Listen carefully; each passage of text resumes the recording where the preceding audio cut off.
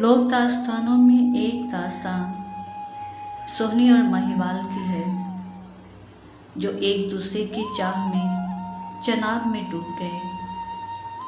यहाँ एक तरफ सोहनी को शिकवा है कि उसका घड़ा उसके टूटने की वजह बना, जबकि दूसरी जानिब घड़ा अपना उज़र बयान करता है। ऐ काश के तुझसे धोखा खाया ना होता, मिल ही जाते शायद हम, गर मुझे ना डबोता।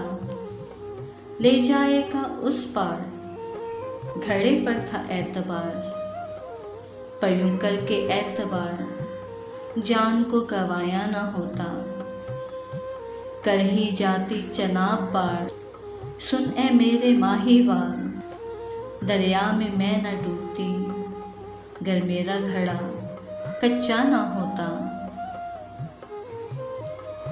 सोहनी तूने मुझे क्यों गौर से न देखा, मैं खुद तो कच्चा था पर तुझे तो ना डुबोता।